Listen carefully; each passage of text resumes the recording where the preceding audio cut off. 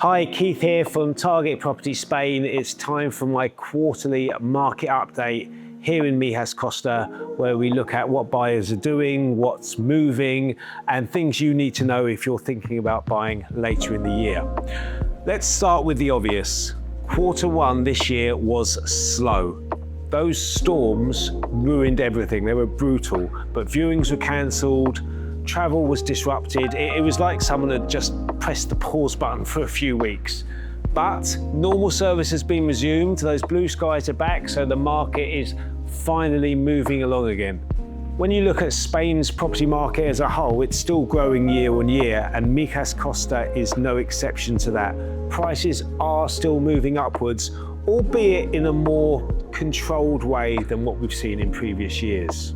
The real pressure point, as always, at the moment, it's supply, supply, supply.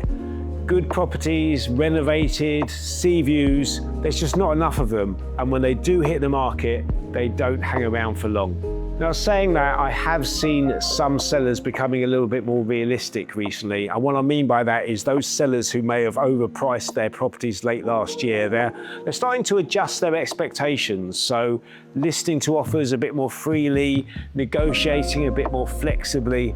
And in my view, now is a really good time. There's a really good short-term window of opportunity with those flexible sellers before we get into the summer. So who's buying? Well, similar story to last year, really. Brits and Irish are still there.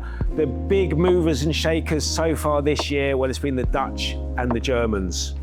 They just can't get enough of the Costa del Sol at the moment. Scandinavians, they're still there, but they're certainly not as dominant as they were. A lot of the Scandinavian currencies are feeling the pressure a little bit against the euro at the moment. So while they're still buying, they're definitely being outperformed by more aggressive nationalities. And the Polish, in terms of buying as an investment, the Polish are a huge force here at the moment. Continuing from last year, there's still a 50-50 split between buyers who are buying a second home or a holiday home, a luxury purchase, and those who are relocating permanently. Holiday home buyers, they're always a little bit cautious. There's always something in the news to convince them that now's not the right time to buy, whether that's COVID or Ukraine. And of course now we've got the conflict, the ongoing conflict involving Iran, which makes those people buying a holiday home just take stock and think, is now the right time? But in terms of people relocating permanently, they are as strong as ever. Relocators have a completely different mindset to holiday home buyers. They're less affected by the global noise. They're not buying just because they feel like it. They're moving their entire lives. So they're thinking about things like schools, lifestyle, work commitments, and they are really, really active here right now. Now, for investors, this is where things have really evolved in 2026. You've now got two key things to think about. The first is the NRA number, which is a new requirement. It's essentially a holiday landlord's ID. So you now need an NRA number in addition to your holiday rental license. If you haven't got it, you're illegal. There's no shortcuts. And the second thing to think about is community permission.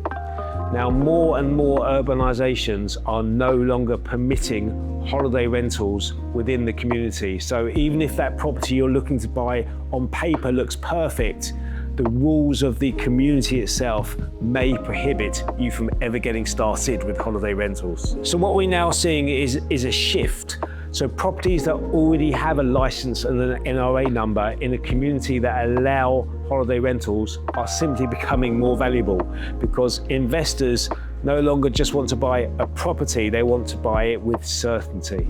And something that's starting to come into play again recently is mortgage rates. So with inflation bubbling along in the background and all the global tensions, especially involving Iran and the Middle East, there are whispers that mortgage rates could start to increase or at least remain higher for longer. Now, if you take a macro view, rates historically at the moment, they are still competitive, but we're seeing a lot more variable rates pushed by the banks at the moment compared to those fixed term deals, simply because there's so much uncertainty. So to wrap up, one thing I've really noticed recently is that buyers are certainly becoming more strategic. So they're coming in better prepared, better informed.